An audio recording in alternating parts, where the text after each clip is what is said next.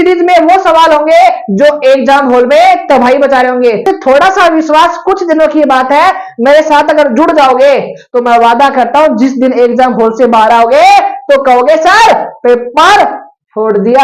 एक एक सवाल आपके एग्जाम के लिए इंपॉर्टेंट है।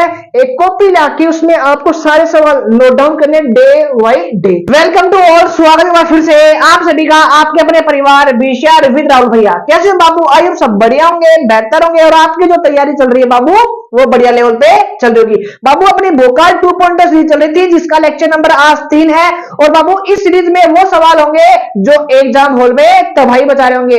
वीडियो की शुरुआत होने से पहले आपको ये बात बतानी जरूरी है बाबू, आपके हाथ में पेन और कॉपी दोनों चीज होने चाहिए। अगर नहीं है तो बाबू फटाफट इस वीडियो को रोक के कॉपी और पेन उठा लाओ और मेरे साथ साथ सवालों को सीखते हुए चलो।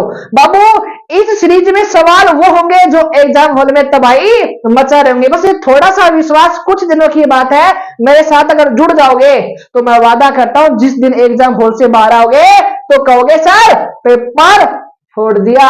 तो बाबू आज की इस वीडियो में स्क्रीन पे 2 सवाल दिख रहे हैं। बाबू एक समांतर श्रेणी का 31वां पद ज्ञात करना है जिसका 11वां पद दे रखा है, जिसका 11वां पद ये है और जिसका 16वां पद ये दे रखा है। बाबू देखो आपको क्या दे रखा है, यहाँ पे 11वां पद दे रखा है। अच्छा जी सर, और यहाँ पे आपको 16वां पद दे रखा है। क्या दे रखा है? 16वां पद दे रखा है। कितना दे रखा है? 73। और फाइंड क्या कर रहे हैं सर? 31। बाबू किसी भी समांतर श्रेणी के 2 टर्म देके आपको तीसरा टर्म वो पूछ लेता है। जहां भी किसी भी समांतर श्रेणी में 2 टर्म दे दे और तीसरा टर्म आपसे पूछे तो वहां पे 2 इक्वेशन बनेंगे, चाहे इसको विलोपन से चाहे प्रतिस्थापन से सिंप्लीफाई करना, ए और डी निकालना, इक्वेशन में रखना, आपका काम हो जाएगा। बाबू 11वां जो पद है बेटा, वो जो 11वां पद दे रखा है वो कितना रखा है सर? 38। चलो जी सर 16वां जो पद दे रखा है वो कितना रखा है सर? 73 यानी कि 73 दे रखा है। और बाबू आपको जो फाइंड आउट करना है 31 यानी 31वां पद आपको फाइंड आउट करना है। बाबू 11 को कैसे लिखता हूं सर? a प्लस का 10d और इज इक्वल टू में 38। कई बच्चे सोचते सर आपने क्या लिखा? बाबू a1 का सॉरी a11 का फॉर्मूला है जितना टर्म यहाँ पे दे रखा है ना उससे एक कम d और प्लस में a लिखते हैं। ये अब इक्वेशन फर्स्ट हो गई। बाबू यहाँ पे क्या 16 है तो a तो कांस्टेंट है, ऐसा कैसा? 16 है, एक कम कर दो सर, क्या हो गया? 15 डी हो गया। इक्वल में कितना है सर? 73। इक्वेशन नंबर 2 है। चलो जी बाबू सर माइनस कर दो सर, इसको माइनस किया, इसको माइनस किया, इसको माइनस, दोनों इक्वेशन को क्या कर दिया मैंने यहाँ पे? माइनस। ये तो कैंसिल आउट हो गया सर। 15 में से 10 गया तो बाबू कितना है सर? 5 डी आ गया। इक्वल बाबू 73 में और 38 अगर गए तो भाई साहब मन तो हिसाब लगाना पड़ेगा। देखो भैया बाबू अपने पास यहाँ पे क्या है? 73 और यहाँ पे क्या है सर? 38 है। बाबू यहाँ पे 6 और यहाँ पे 13 में से क्या यहाँ पे 5 हो गया और यहाँ पे कितना मुन्ना भाई सर? 35। बाबू इक्वल में कितना होगा सर? 35। बड़ा नंबर ये है फिर ये सर ये है नेगेटिव, नेगेटिव से negative cancel out, d is equal to 35। बाबू मल्टीप्लाई वाली वैल्यू डिवाइड में तो अपना जो राइट आंसर कितना आ गया सर? 7 आ गया। गुरु जी d की वैल्यू आ गई। अब क्या करना है बाबू? ये जो d की वैल्यू है ना चाहे इक्वेशन फर्स्ट में चाहे इक्वेशन सेकंड में आपको पुटअप करनी है। चलो जी रख देता हूं इक्वेशन फर्स्ट में।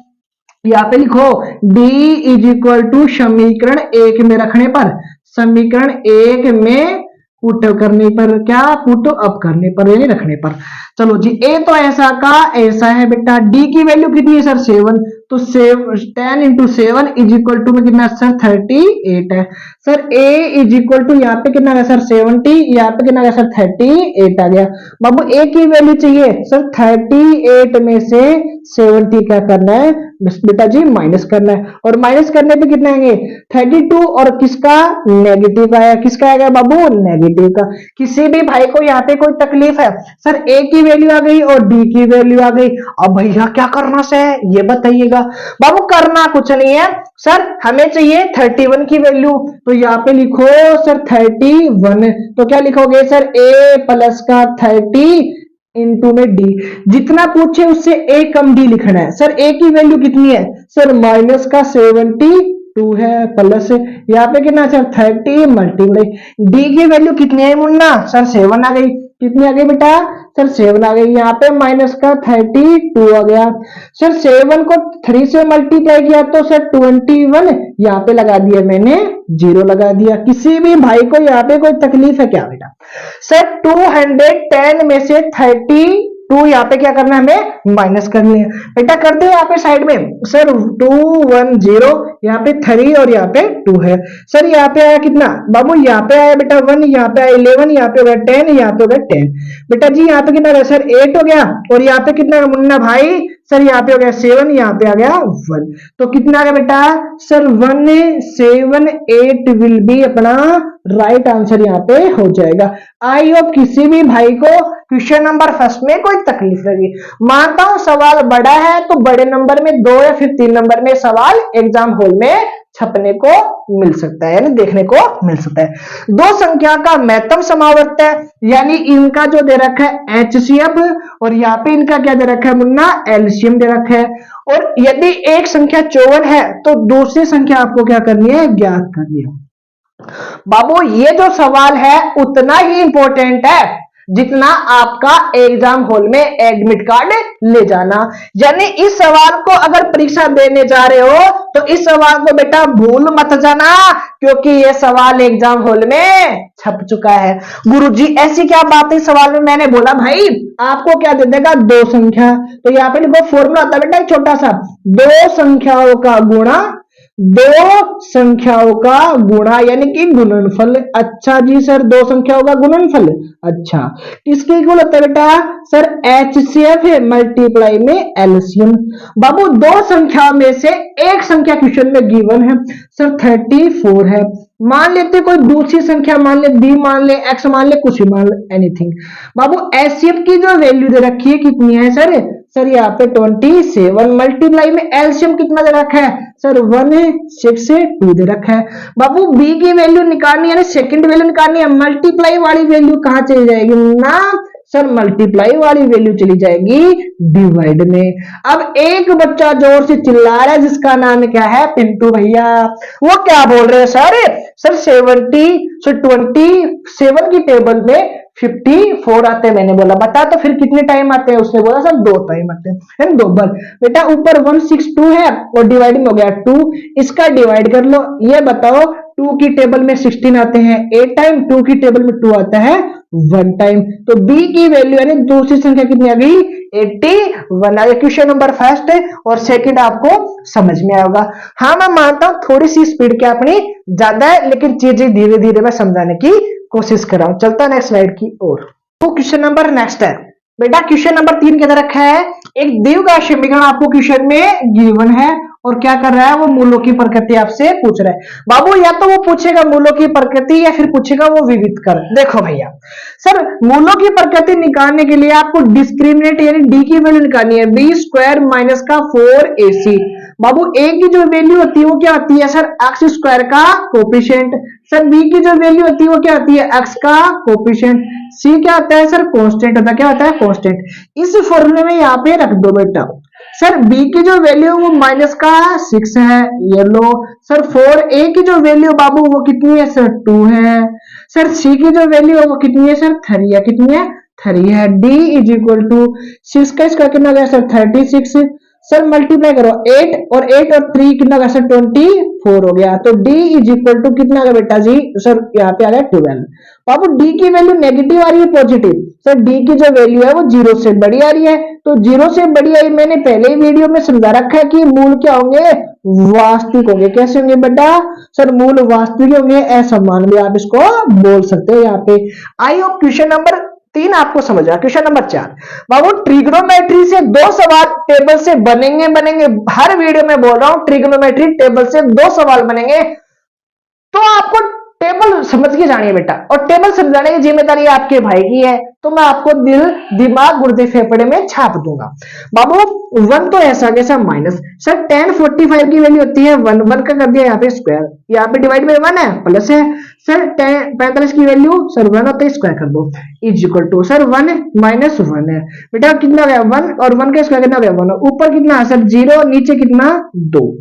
भाई साहब धरती पर चाहे कितना ही आदमी रहो, धरती पर चाहे कितना ही आदमी रहो, और भी का अगर अंदर ना ना रहे तो कौन बताऊं, को जो गार्ड बता रहा था हम देसी बाबू, नीचे 2 है ऊपर 0 है, तो इसका मतलब क्या हो गया सर 0 हो गया। अरे ये बताओ कई बार अपने टेस्ट में अगर स्कूल में टेस्ट लेते हैं, कभी ऐसी हालत बनी है क्या, साइंस वाली टीचर टेस्ट ले रही है, गुरुजी 10 में से ये नंबर आ गया, ओहो गुरुजी 10, बेटा मेरी मम्मी ने मैडम मेरी मम्मी दिखा ली, मैं बोले दिखा ले, बोलो गुरुजी मेरी मम्मी ने तो बाद में दिखाऊंगा, पहले तो ऐ लगाऊंगा।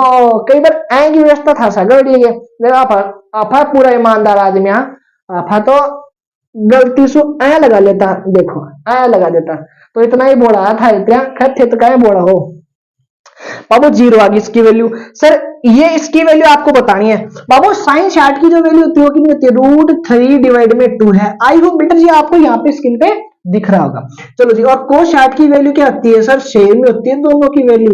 चलो जी बाबू, साइन 30 की वैल्यू कितनी होती है, √3 डिवाइड में 2, 60 की वैल्यू कितनी होती है, अरे गुरुजी के करे 1/2 होगी था, तो माथो ही खराब हो गया गुरुजी, आज के बात है कि प्रोग्राम लेट हो तुम्हें।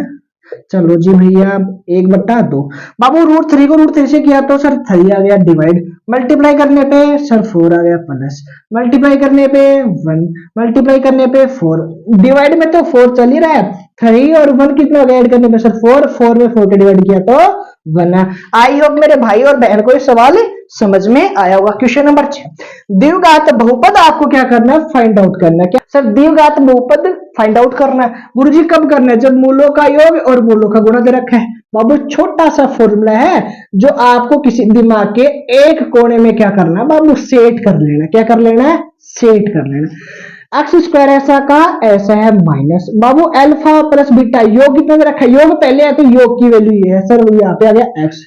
सर मल्टीप्लाई की वैल्यू कितनी है सर, मल्टीप्लाई दूसरे नंबर पे आ रहा है, पहले और दूसरे नंबर, तो दूसरे नंबर कितना है सर 1 है। इसको सिंप्लीफाई करो, एक्स स्क्वायर माइनस का 4x और प्लस का 1 है। चलो बाबू देखो क्वेश्चन नंबर 7, बहुपद दे रखा है और बहुपद की क्या बतानी है आपको, घात।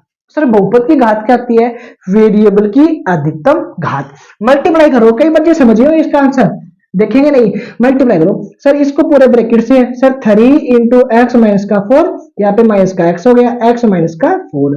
चलो जी मल्टीप्लाई करो बेटा, 3x माइनस, मल्टीप्लाई करने पे 12, मल्टीप्लाई करने पे एक्स स्क्वायर, मल्टीप्लाई करने पे माइनस माइनस प्लस, मल्टीप्लाई करने पे 4 हो गया।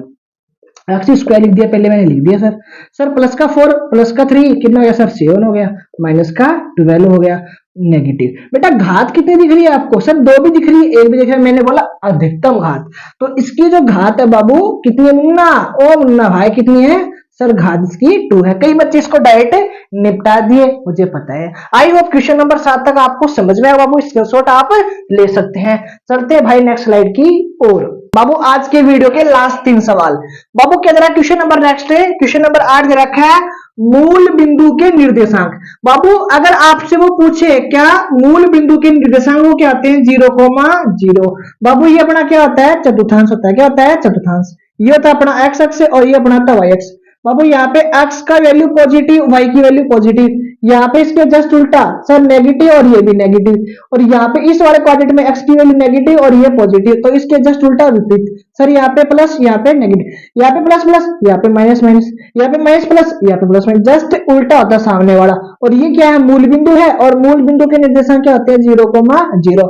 अगर वो एक्स अक्ष के निर्देशांक पूछे, एक्स अक्ष के ऊपर सर, एक्स के ऊपर एक्स का मान तो होता है, एक्स का मान तो होता है, लेकिन वाई का मान 0। वाई पे अगर पूछे सर, वाई पे वाई का तो मान होता है, एक्स का मान 0 होता है। मूल बिंदु पूछा 0,0। यदि बहुपद आपको दे रखा है, एक क्या दे रखा है, बहुपद दे रखा है, और इस बहुपद का एक शून्य में दे रखा है 3, तो आपको किसकी वैल्यू निकालनी है। एक ऐसा सवाल मैंने आपको करवाया था, वो दे रखा था मूल, ये दे रखा शून्य, फर्क कुछ नहीं है बाबू, करना कुछ नहीं है, जहां जहां एक्स है वहां पे 3 रख दो सर, 2 हो गया, और यहाँ पे रख दिया मैंने 3, इसका हो गया स्क्वायर, यहाँ पे रख दिया मैंने 3 और यहाँ पे रख दिया k।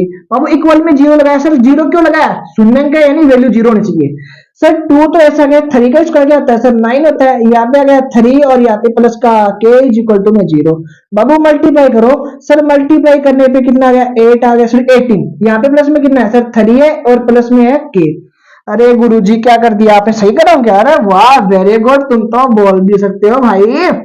सर ऐड करने पे 21 और उधर जाके सर नेगेटिव का 21 है, 21 है। क्वेश्चन नंबर 10 बेटा लास्ट सवाल है। मैं सोच रहा हूँ कि भी सवाल चलो रहने दो, करा देता हूँ। बाबू सवाल में क्या पूछा है? माध्य पूछा है। बाबू माध्य क्या होता है आपको शायद फॉर्मूला पता नहीं होगा, और पता है तो भाई साहब तुम तो खतरनाक हो मुझसे भी। सर माध्य होता है सभी नंबर को ऐड करना है, यानी राशियों का योग। क्या लिखना है? राशियों का योग, राशियों का योग। और बट्टा गुरुजी बट्टा तो लगाओ राशियों की संख्या, राशियों की संख्या। किसी भी भाई को फॉर्मूले कोई डाउट? चलो जी नहीं है, ऐड करो। सर ऐड किया तो सर कितना होगा? 10। सर कितना होगा? 18। सॉरी ऐड करो सर 25 और यहाँ पे 30। कितना गया बाबू? सर 30 हो गया। डिवाइड में कितना नंबर बेटा? 1 2 3 4 5। ये लो जी सर, डिवाइड करने पे कितना आ गया? सर 6 आ गया। किसी भी भाई को कोई तकलीफ है क्वेश्चन नंबर 8 9 10 में तो बता सकता है। बाबू एक एक सवाल आपके एग्जाम के लिए इंपॉर्टेंट है, एक कॉपी लाके उसमें आपको सारे सवाल नोट डाउन करने डे बाई डे। बाबू इस वीडियो को फिर से देख लेना, और ये जिम्मेदारी आपकी है, अपने दोस्तों तो जरूर शेयर कर देना। मुलाकात करूंगा एक ऐसी वीडियो के साथ, तब तक बने रहिए मेरे साथ। जय हिंद, जय भारत, वंदे मातरम।